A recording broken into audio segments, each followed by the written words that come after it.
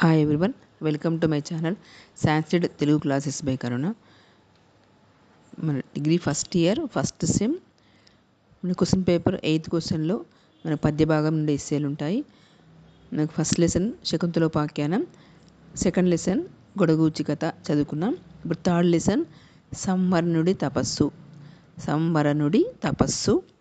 కవి అద్దంకి గంగాధరుడు.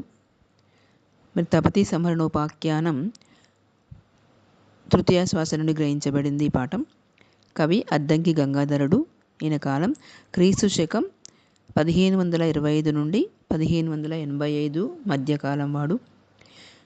గంగాధర కవి మలికివరాముడిగా ప్రసిద్ధికెక్కిన గోల్కొండ ప్రభు అయిన ఇబ్రహీం కుతుబ్ షాహీ యొక్క ఆస్థాన కవి. ఈయన రచించిన ఏకైక కావ్యము తపతి సంహరణోపాఖ్యానం. ఈ ప్రబంధము 5 ఆశ్వాసాల ప్రబంధం. ఇది మరి ఆదిపర్వము సప్తమాశ్వాసంలో 23 గద్య పద్యాల్లో ఉన్న తపతి సమరుల కథను తీసుకొని వివిధ శృంగార వర్ణనలతో విస్తరించి శయ్యా సౌభాగ్యంతో కూర్చిన ప్రబంధం ఇది. మరి మహాభారతంలో ఉన్నటువంటి యొక్క ఆది పర్వము సప్తమాశ్వాసంలో ఉన్న కథను తీసుకొని మరి తపతి సమరుల యొక్క కథను తీసుకొని దానికి కొన్ని శృంగార వర్ణనలు యాడ్ చేసి శయ్యా సౌభాగ్యంతో మరి దీన్ని మళ్ళీ కూర్చున్నటువంటి యొక్క ప్రబంధమే ఈ తపతి సంహరణోపాఖ్యానం. మరి మనకి సంహరణి యొక్క తపస్సు మరి ఈ గ్రంథం నుంచి స్వీకరించబడింది. తపతి సంహరణోపాఖ్యానం పాఠ్యభాగ నేపథ్యము. తపతి సూర్యుని కుమార్తె. మరి సంహరణుడు హస్తినాపుర పాలకుడైన ఆజామిడుని యొక్క కుమారుడు. మరి చిలుక రాయబారం తర్వాత వీరిద్దరు ప్రేమించుకొని వివాహం చేసుకునేటట్లు చేయడం ఈ కావ్యంలో గల కథ. తపతిని భార్యగా పొందడానికై సూర్యుడు అనుగ్రహం కోసం సంవరణుడు ఏ విధంగా తపస్సు చేశాడో వర్ణించే సందర్భంలో ఈ పాఠ్యభాగ కథ ప్రారంభమవుతుంది. మరి ఈ పాఠ్యభాగము తపతి సంహరణోపాఖ్యానంలోని తృతీయాశ్వాసం నుండి మనకు స్వీకరించబడింది. మరి సంవరణుడు ఏ విధంగా తపస్సు చేశాడు, సూర్యుని కోసం ఏ విధంగా తపస్సు చేసి మరి ఆ యొక్క తపతిని సూర్యుని కుమార్తె అయిన తపతిని మరి ఏ విధంగా వివాహం చేసుకున్నాడు మనకి పాఠంలో వర్ణించబడింది. తపతి సంవరణుడు చంద్రవంశపు రాజు. ఇతడు సూర్యుని కుమార్తె తపతిని ప్రేమించాడు. తపతిని భార్యగా పొందాలని సూర్యుడి అనుగ్రహం కోసం ఇతడు తపస్సు చేశాడు. మరి సంవరణుని యొక్క నిత్య కృత్యములు, అతడు రోజు చేసినటువంటి యొక్క పనులు. సంవరణుడు సూర్యోదయానికి ముందే లేచి మరి పద్మములతో వికసించినటువంటి యొక్క అందమైన క్రీడా సరస్సులో స్నానం చేసేవాడు. తన కాషాయ వస్త్రాలను ఉతికి ఆరవేసుకునేవాడు. నుదుటి పైన ఇతర శరీరావయవాలపైన చక్కగా విభూతిని ధరించేవాడు. మృతుడు అర్ధోదయ సమయంలో సంధ్యావందనం చేసేవాడు. అంటే సగం ఉదయించకముందే ఆ సమయంలో సంధ్యావందనం చేసుకునేవాడు. రుద్రాక్షాలు ధరించేవాడు. శరీరం పైన ముద్రలు ధరించి భద్రాసనము వేసుకొని తపస్సు చేసేవాడు. మరి దిగుడు బావికి దగ్గరలో ఉన్నటువంటి దేవదారు వృక్షాల కింద ఉన్న కురువింద తీగల మీద పొదరింటిలో మరి సంవరణుడు సమాధిలో నిమగ్నమై తపస్సు చేసుకుంటూ ఉండేవాడు. రోజు చేసే విధానం, ఎలా తపస్సు చేస్తున్నాడు, తపస్సు చేసిన విధానం ఏంటంటే రోజు కార్యక్రమాలు ఏంటివి అతనివి. సంవరణుడు సూర్యోదయానికి ముందే లేచేవాడు. మరి సరస్సులో అందమైన సరస్సులోకి వెళ్ళి స్నానం చేసేవాడు. కాషాయ వస్త్రాలు ఉతికి ఆరవేసుకొని నుదుటి పైన శరీరం పైన చక్కగా విభూతి పెట్టుకునేవాడు. మరి సంధ్యావందనం చేసుకునేవాడు. రుద్రాక్షమాల ధరించేవాడు. శరీరం పైన ముద్రలు వేసుకొని మరి భద్రాసనం వేసుకొని మరి దిగుడు బావికి దగ్గరలో ఉన్నటువంటి యొక్క దేవదారు వృక్షాల కింద కురువింద తీగల పైన పొదరింటిలో మరి అక్కడ కూర్చొని ఆ సమాధిలో కూర్చొని అతడు తపస్సు చేసుకునేవాడు. ఇది ఆయన కార్యక్రమాలు. మరి శ్రీమన్నారాయణుని ఏ విధంగా ధ్యానం చేసేవాడు. శ్రీమన్నారాయణుని మరి ఆ విధంగా ఆ యొక్క సూర్యనారాయణని శ్రీమన్నారాయణ రూపంలో భావించి అతన్ని ధ్యానం చేసేవాడు.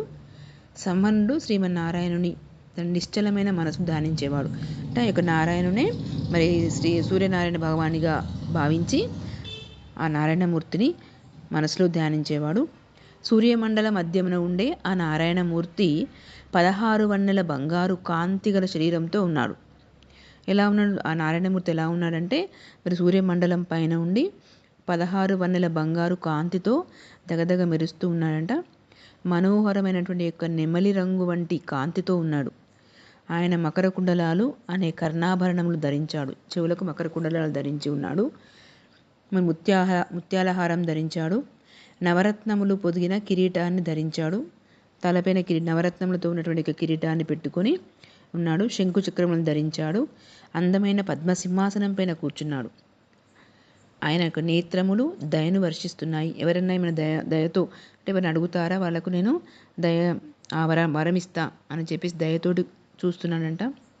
ఆయన యొక్క సూర్యమండల మధ్యలో ఉన్నాడు.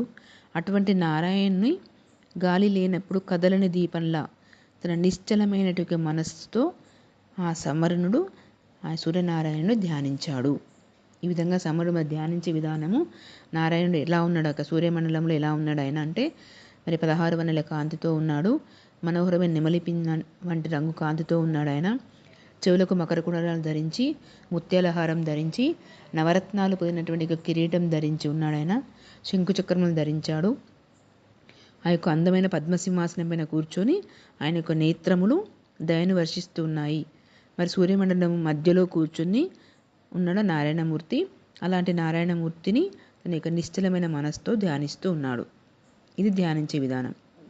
మరి ఇంకా పూజలు, మరి ఆ యొక్క ఆ సూర్యుని తన ఎదురుగా ఉన్నట్టుగా భావించుకొని మరి ఆయనకు అంగరంగ వైభవ పూజలు చేస్తున్నాడు. ఏ విధంగా చేస్తున్నాడంటే ఆ సంహన్నుడు గాయత్రి మంత్ర జపం చేసి ఆ సూర్యనారాయణ యొక్క మూర్తికి అంటే ఎదురుగా నా సూర్యనారాయణ ఉన్నాడు అని చెప్పేసి భావించి అంగరంగ పూజలు చేశాడు. షోడశోపచార పూజలు చేశాడు. అంటే 16 రకాల పూజలు అతనికి సమర్పించాడు. ఫస్ట్ ఏం చేశాడు అతనికి అంటే అరుణుడికి, ఆ సూర్య భగవానుడికి ఆవాహనం చేశాడు. అంటే పిలిచాడు రమ్మని. సూర్యునికి ఆసనము, పాద్యము, అర్ఘ్యము, ఆచమనము, స్థానము, వస్త్రము, యజ్ఞోపవీతము, గంధము, అక్షంతలు, పువ్వులు, ధూపదీపాలు, నైవేద్యము, తాంబూలము సమర్పించాడు. అంటే మనము ఎదురుగా దేవుడు ఉన్నాడంటే గణపతి పూజలో కానీ మరి అమ్మవారి పూజలో కానీ ఒక ఆ యొక్క విగ్రహం ముందు పెట్టుకొని పూజిస్తాం కదా, అలాగనే ఏ విధంగా పూజా విధానం ఉంటుంది ఆ విధంగానే మరి సూర్యనారాయణని కూడా తన మూర్తిని ముందుగా, తన ప్రతిమను ముందుగా పెట్టుకొని మరి ఈ విధంగా పూజిస్తున్నాడు. ఫస్ట్ ఆవాహనం చేసి అతనికి ఆసనం చూపించి మరి కాలు కడుక్కోవడానికి, చేతులు కడుక్కోవడానికి నీళ్లు చూపించి స్నానం చేయించి వస్త్రం తొడిగించి మరి యజ్ఞోపవీతం అంటే జంజం వేస్తారు కదా, యజ్ఞోపవీతం వేసి గంధం పూసి, అక్షంతలు వేసి, పువ్వులు వేసి మరి ధూపదీపాలు చూపించి నైవేద్యం పెట్టాడు. మరి తాంబూలం సమర్పించి ఇవన్నీ చేసిన తర్వాత చివరికి మనం ఆ దేవుణ్ణి అని కోరుకుంటాం కదా, అలాగనే మరి యొక్క ఈ సమనుడు కూడా ఆ సూర్య భగవానుని తన కోరికను వేడుకున్నాడంట. ఏమని? ఓ సూర్య భగవానుడా, తనను అల్లునిగా చేసుకోమని సూర్యభగవానుని కోరాడు. వేదమాత గాయత్రిని పఠించాడు. సూర్యుని నిశ్చలంగా ధ్యానించాడు. అప్పుడు సూర్యుని మూర్తి సమరునికి ప్రత్యక్షమైంది. మరి సూర్యుని సంహనుడు ఇలా స్తుతించాడు. అప్పుడు ఆ యొక్క మూర్తి ప్రత్యక్షమైనప్పుడు ఆ సమరుని అన్ని పూజలు చేసి చివరికి తనని ఈ విధంగా స్తుతించాడంట. ఈ విధంగా పొగిడాడు. అతని గురించి శ్లోకాలు చదివి అతన్ని స్తుతించి పొగిడాడు. అంటే ఏమని పొగిడాడంటే సూర్యుని యొక్క స్తోత్రం. సంహనునికి బ్రహ్మానంద సౌఖ్యము కలిగింది. ఆ ఆనందం వలన కలిగిన సుఖంతో సూర్యుడిని సంహనుడు మరి తన యొక్క ఆడంబరంతో, తన యొక్క వాక్కుతోటి, గంభీరమైన స్వరంతో ఈ విధంగా స్తుతించాడు. ఓ మార్తాండ, నీకు జయము కలుగుగాక. ఓ పద్మప్రియ, నీకు జయము కలుగుగాక. ఓ హంసుడా, నీకు జయము కలుగుగాక.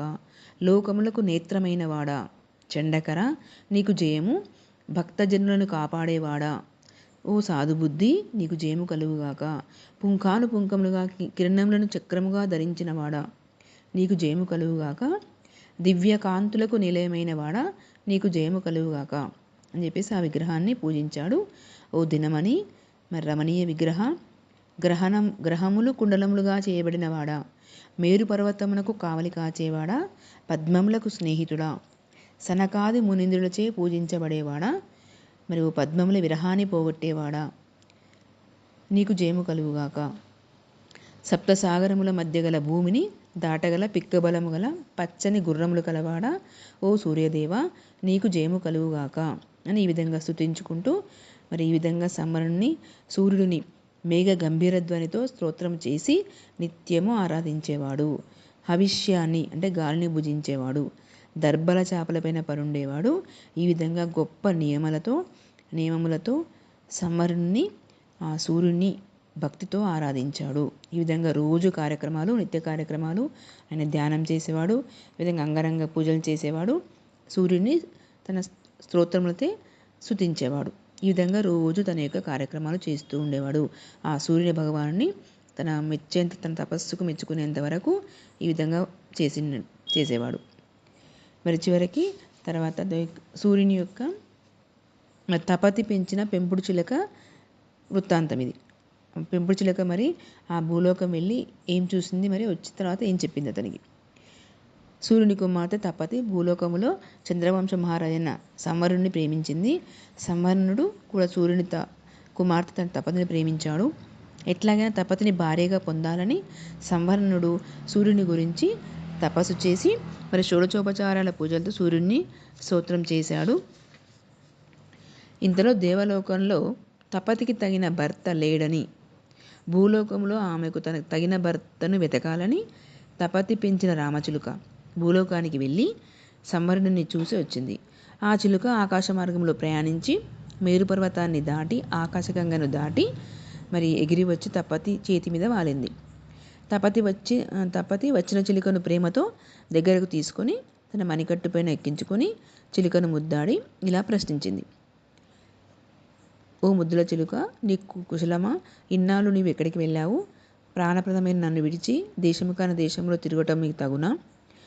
ఇదిగో చూడు, నీ చుట్టాలు చిలుకలు నీకు ప్రేమతో ఎదురు చూస్తున్నాయి. నీ సహపాఠకులు గోరువంకలు మరి సంతోష దుఃఖాలతో కన్నీటి ప్రవాహంగా వీడుస్తూ నీ యందు గల స్నేహాన్ని తెలుపుతున్నాయి. మమ్మల్ని అందరినీ విడిచి వెళ్ళటానికి నీ మనస్సు ఎలా అంగీకరించింది అని ప్రశ్నించింది. తపతి తన పైన చూపించిన ప్రేమ బంధానికి ఆ పెంపుడు చిలుకకు సంతోషము, భయభక్తులు కలిగాయి. ఆ చిలుక తన వారిలో కొందరికి నమస్కరించి కొందరిని ప్రేమతో కౌగలించుకొని ఆనందరసం ఉప్పొంగుతుండగా తన వారితో ఇలా చెప్పింది. మిత్రులారా, సూర్యుడికి అమరావతిలో తగిన అల్లుడు లేకపోవడంతో భూలోకంలో వెతికితే దొరుకుతాడని భూలోకానికి వెళ్ళి వచ్చాను అని తన చిలుక తన వృత్తాంతాన్ని తపతికి తన వారికి వివరంగా చెప్పింది. మరి భూలోకము తగిన వరుడు ఉన్నాడు, మరి ఆ సమరుడు ఉన్నాడు, తపతి కోసం తపస్సు చేస్తున్నాడైనా మరి తపతిని పెళ్లి చేసుకోవాలని చెప్పేసి సూర్యభగవాన్ తపస్సు చేస్తున్నాడు. మరి ఆ విధంగా అతడు ఉన్నాడని చెప్పేసి ఆ తపతికి తన యొక్క విషయాలన్నీ కూడా, భూలోకంలో చూసిన విషయాలన్నీ కూడా వివరించి చెప్పింది. ఈ విధంగా ఇద్దరి మధ్య రాయబారిగా ఉండి మరి తపతికి సమరునికి వివాహం జరిపించింది. ఇది తపతి సమరణోపాఖ్యానం. మరి ఈ పాఠాన్ని చదివి మీరు శ్రద్ధగా అర్థం చేసుకొని చదివి మనకు 8th క్వశ్చన్లో వచ్చినప్పుడు ఆన్సర్ రాయండి. మనకి ఈజీగా 15 మార్కులు తెచ్చుకోవచ్చు. ఈ లెసన్లో మనకు పద్యభాగం లెసన్ చదివితే సరిపోతుంది. ఈ 3 లెసన్స్లో కంపల్సరీ ఒక లెసన్ మనకు క్వశ్చన్ పేపర్లో ఉంటుంది, 8th క్వశ్చన్లో ఉంటుంది. మీరు ఈజీగా 15 మార్క్స్ తెచ్చుకోవచ్చు. ఈ వీడియో మీకు నచ్చినట్లయితే లైక్ చేయండి, షేర్ చేయండి, సబ్స్క్రైబ్ చేయండి.